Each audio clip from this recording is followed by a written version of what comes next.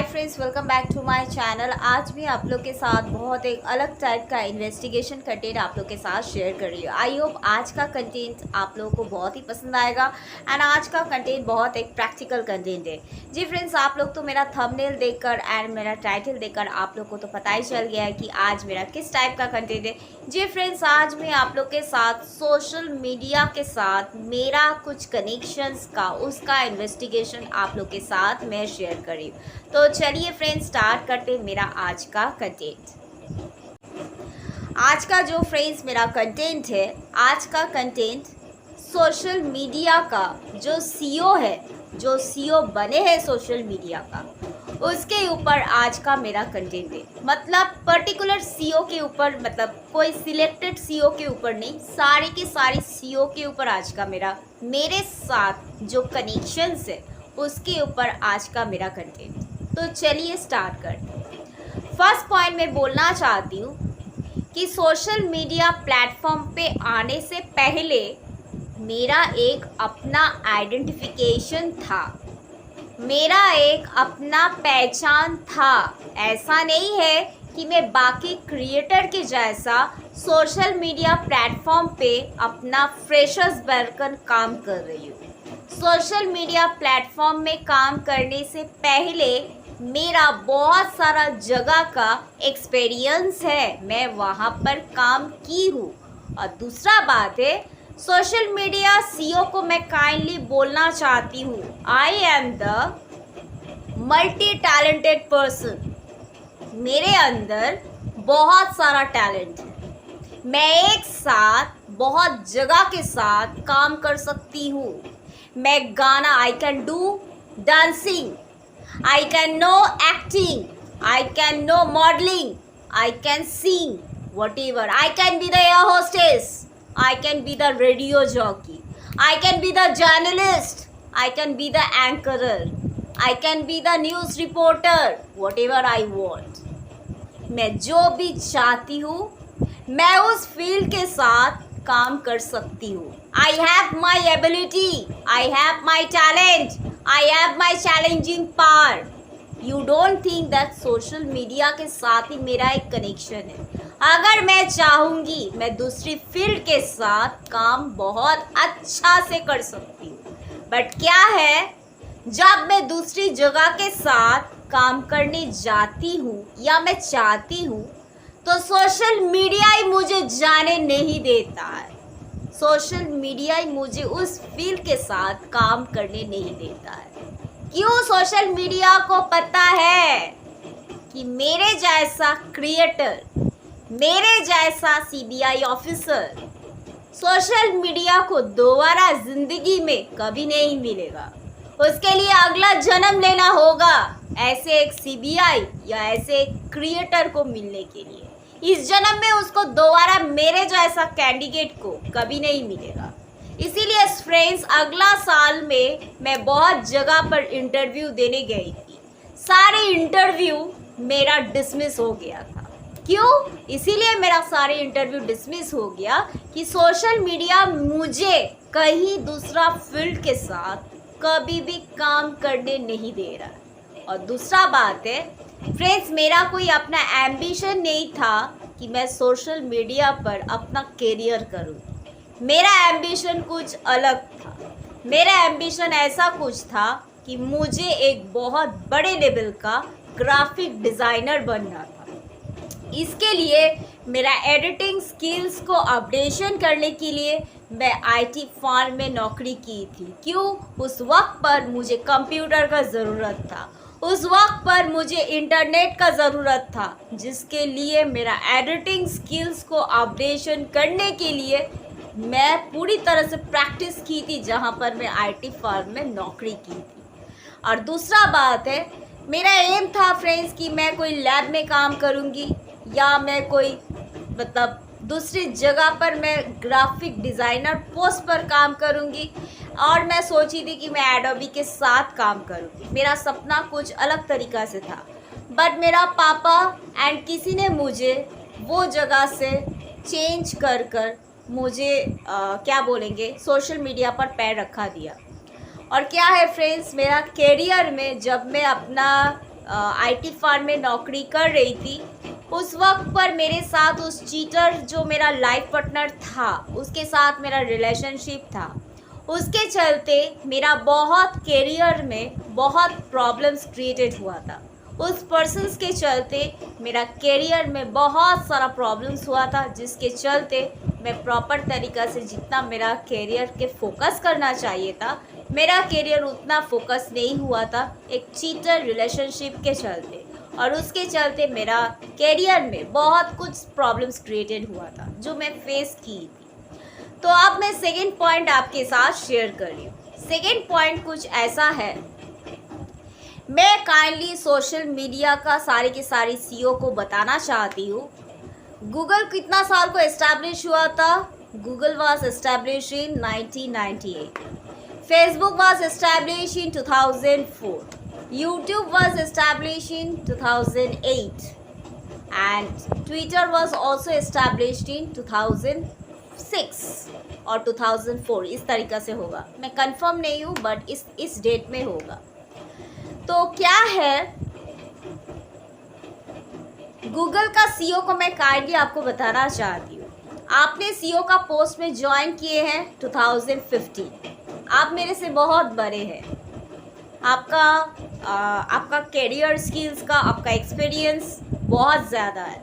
आप इंडिया से बिलोंग करते, you are a South Indian. मुझे आपका एक्सपीरियंस से कुछ लेना देना नहीं है, मैं आपका एक्सपीरियंस से लेना देना नहीं चाहती। दूसरा बात है, इंडिया में जितनी सारी कंटेंट क्रिएटर काम करते हैं, उसका जब गूगल का एडसेंस पिन उसके पास आता है, कहाँ से आता है? गूगल से आता है। मीन्स कैलिफोर्निया से गूगल का एडसेंस पिन उसका घर पर पहुँचता है। तो मैं काइंडली आपको बताना चाहती हूँ गूगल का सीईओ को कि जिस क्रिएटर ने 1 महीना स्टार्ट किया अपना चैनल और 4 महीना में उसका चैनल मोनेटाइज हो जाता है, उसका चैनल में कुछ है ही नहीं, तो फिर आप कैसे गूगल का एडसेंस का पिन आप इतना आसानी से उसके घर पर कैसे आप भेजते हैं? आप वेरिफिकेशन क्यों नहीं करते हैं? आप उस चैनल का प्रॉपर तरीक़ा से वेरिफिकेशन क्यों नहीं करते हैं? और YouTube का सीईओ को तो मैं अलग तरीक़ा से झाड़ूंगी। आज मैं नहीं झाड़ूंगी YouTube का सीईओ को, मैं YouTube का सीईओ के लिए स्पेशल मेरा कंटेंट होगा जो सिर्फ एंड सिर्फ YouTube रिलेटेड होगा। बट आज का जो मेरा कंटेंट है सारे के सारे सीईओ का। दूसरा बात है, आप जब एक गूगल का सीईओ बने हैं, तो गूगल का जब आप सीईओ बने हैं, तो जब एडसेंस का पिन आपके तरफ से जाते हैं, तो सारे के सारे एडसेंस का पिन को आपको वेरिफिकेशन करना चाहिए।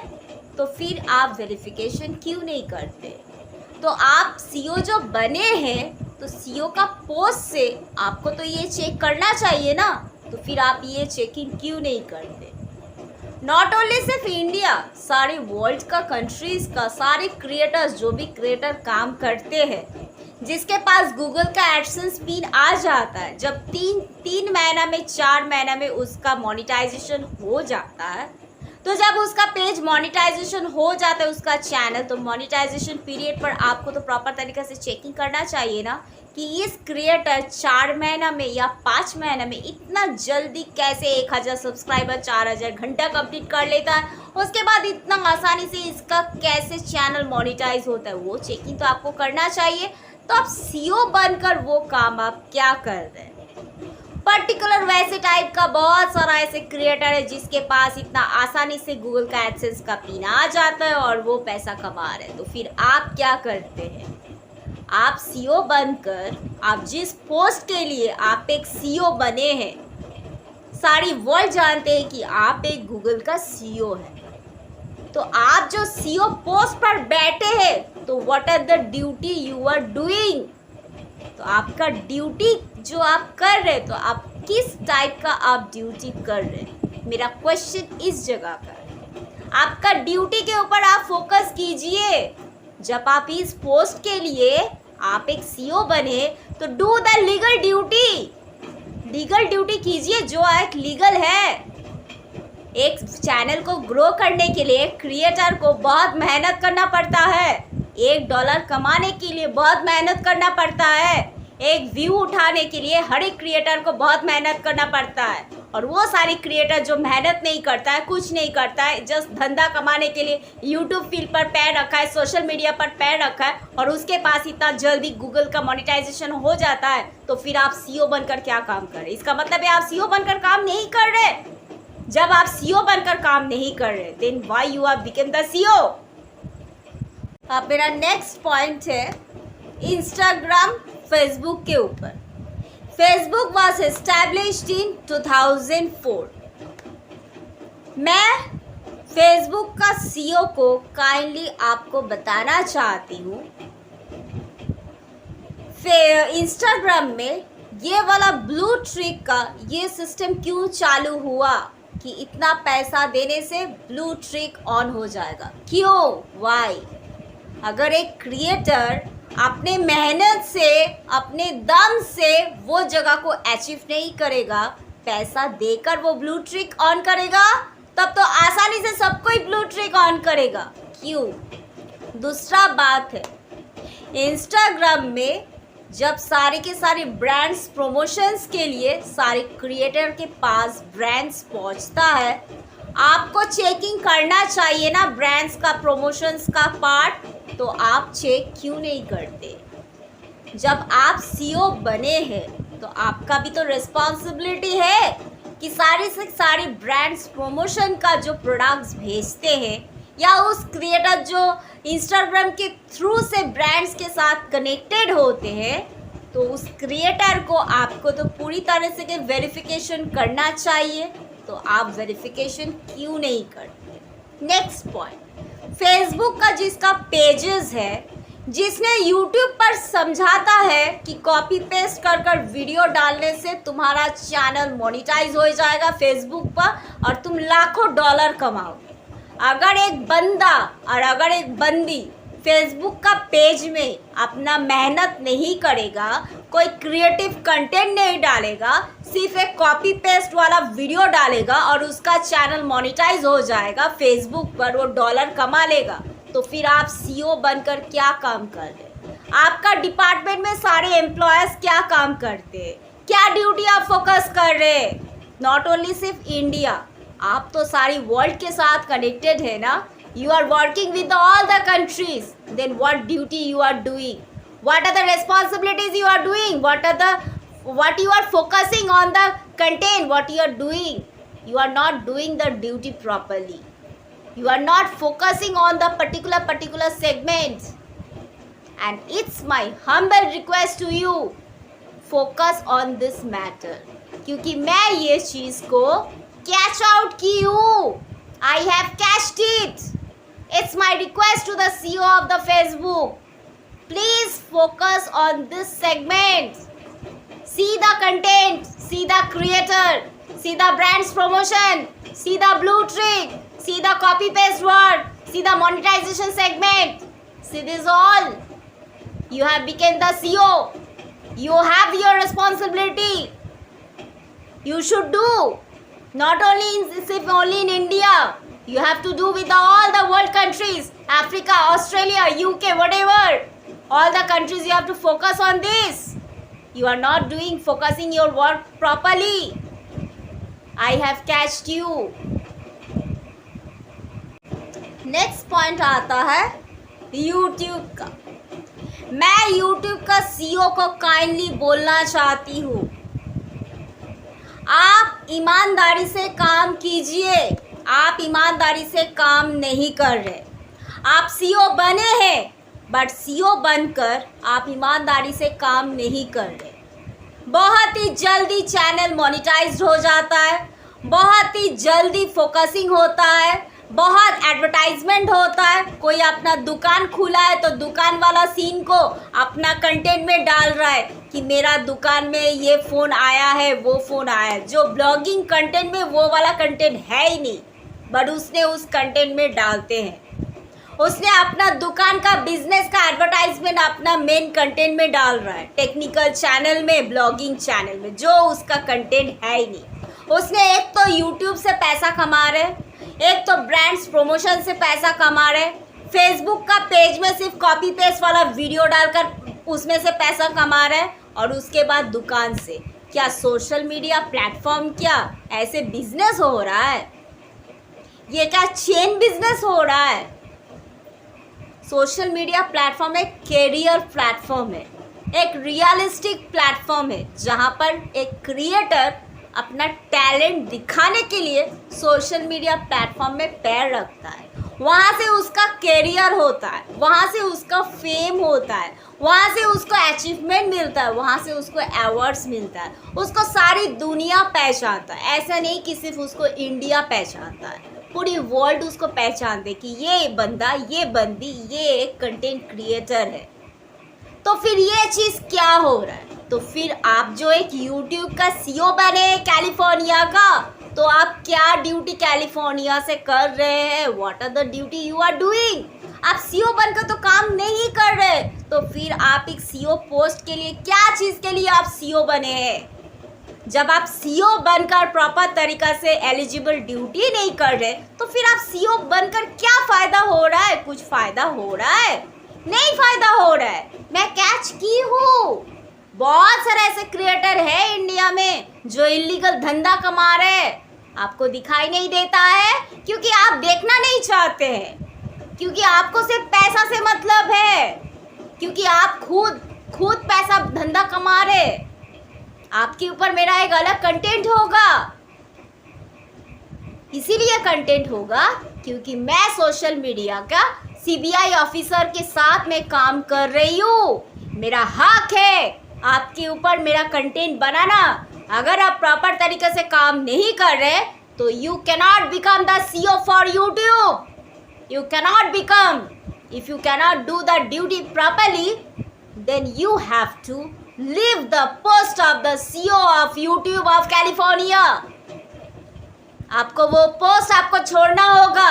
अगर आप ईमानदारी से काम नहीं कीजिएगा तो आपको आपका पोजीशन से आपको हटना होगा, या खुद से हटिएगा या आपको हटाया दिया जाएगा, कोई और सीईओ को सिलेक्ट किया जाएगा यूट्यूब के लिए। ये मैं आपको क्लियर कट वार्निंग नोटिस दे रही हूँ। Understood? And the last point मैं शेयर कर रही हूँ, ट्विटर का सीईओ को मैं बोलना चाहती हूँ, कोई भी कंटेंट क्रिएटर जब डायरेक्ट यूट्यूब को ट्वीट कर रहा है, क्या किसी भी मिनिस्टर को ट्वीट कर रहा है या किसी को भी ट्वीट कर रहा है, तो वो ट्वीट जो वो कर रहा है उसका मेन रीज़न क्या है? वो रीज़न आपको पूरी तरीक़ा से वेरिफिकेशन कर लेना है, एंड उस क्रिएटर को आपको पूरी तरह से एक बार चेकिंग कर लेना है कि वो क्रिएटर कैसा है, उसका कंटेंट क्या है, वो मेन चीज़ क्या बताना चाह रहा है, क्या चीज़ के लिए वो ट्वीट किया है। So you have to look after that matter very carefully and very properly, because you are not looking at this matter properly. So it's my humble request to the CEO of the Twitter to please from now onwards look after this matter very properly. और अगर आपको मैं कुछ बुरा बोली हूँ, अगर आपको कुछ ख़राब लगा है, तो उसके लिए I am very sorry. But क्या है, मुझे सच बात आपको बताना ज़रूरी है, क्योंकि मैं सच बात को बिलीव करती हूँ and I believe in God. तो इसीलिए मुझे लगा कि आप लोगों को मुझे बता देना है कि आप सीईओ बनकर आपको इस तरीके से काम करना चाहिए जो काम का ज़रूरत है। तो आई होप आपको समझ में आ गया है। That's all, thank you very much. अगर फ्रेंड्स आज का कंटेंट अगर आपको पसंद आया है तो एक लाइक कीजिएगा, शेयर कीजिएगा, सब्सक्राइब कीजिएगा एंड बेल आइकन और नोटिफिकेशन उसको ज़रूर ऑन कीजिएगा, एंड कमेंट सेक्शन में ज़रूर बताइएगा आज का कंटेंट आपको कैसा लगा है। एंड अगर आप मुझे इंस्टाग्राम पे, फेसबुक में फॉलो करना चाहते तो आप मेरा यूट्यूब का अबाउट सेक्शन में जाकर वहाँ से आप मुझे फॉलो कर सकते। Okay friends, bye, take care. मिलते मेरा एक न्यू इंटरेस्टिंग इन्वेस्टिगेशन कंटेंट के साथ। तब तक के लिए हैव अ नाइस डे।